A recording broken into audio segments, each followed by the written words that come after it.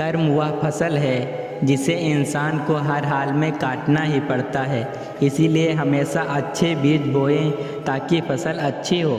जैसे समुद्र के पार जाने के लिए नाव ही एकमात्र साधन है, उसी प्रकार स्वर्ग के लिए सत्य ही एकमात्र सीढ़ी है, कुछ और नहीं। धरती पर जिस प्रकार मौसम में बदलाव आता है, उसी प्रकार जीवन में भी सुख दुख आता जाता रहता है। तुम्हारी तस्वीर खींची थी मैंने, अब ये तस्वीर खींचती है मुझे। व्यर्थ की चिंता और भय एक रोग के समान है जो आत्मीय शक्ति को छिन्न करती है। जैसे जल द्वारा अग्नि को शांत किया जाता है, वैसे ही ज्ञान के द्वारा मन को शांत रखना चाहिए। धैर्य होना अत्यंत आवश्यक है। माली यदि किसी पेड़ को 100 घंटे से भी सींचते रहे, तब भी फल तो मौसम आने पर ही लगेंगे। आपके भीतर के अवगुणों से आपका महत्व कम नहीं होता। बस उनसे मुक्त होने का और संसार की भलाई की ओर प्रस्थान करने का प्रयास कीजिए। अगर आप किसी को छोटा देख रहे हो तो आप उसे या तो दूर से देख रहे हो या तो अपने भीतर के अहंकार से। पेड़ कभी डाली काटने से नहीं सूखता, पेड़ हमेशा जड़ काटने से सूखता है। वैसे ही इंसान अपने कर्म से नहीं बल्कि अपने छोटी सोच और गलत व्यवहार से हारता है। सफलता पाने वाले भूत या भविष्य की बिना चिंता किए अपने वर्तमान को सुधारते हैं। यदि हार की संभावना ना हो तो जीत का कोई व्यर्थ अर्थ नहीं।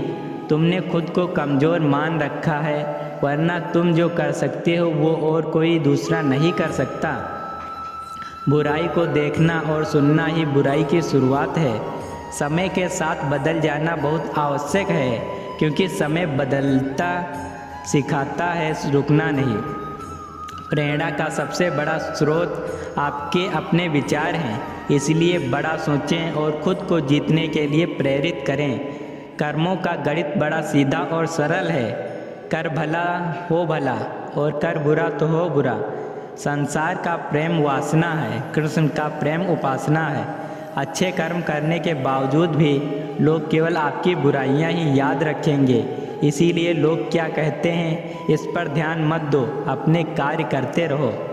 जो मिल रहा है तुम्हें वही तुम्हारे लिए बेहतर है, ये तुम नहीं जानते पर देने वाला बखूबी जानता है। जो मनुष्य जीव पाकर भी श्री राधा कृष्ण का कीर्तन नहीं करता, वह दुर्बुद्धि मनुष्य मोक्ष की सीढ़ी पाकर भी उस पर चढ़ने की चेष्टा नहीं करता।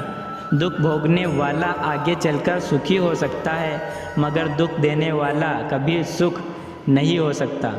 अपने अंदर करुणा रखो, आवेश नहीं मेघ की वर्षा से, पुष्प खिलते हैं उसकी गर्जना से नहीं।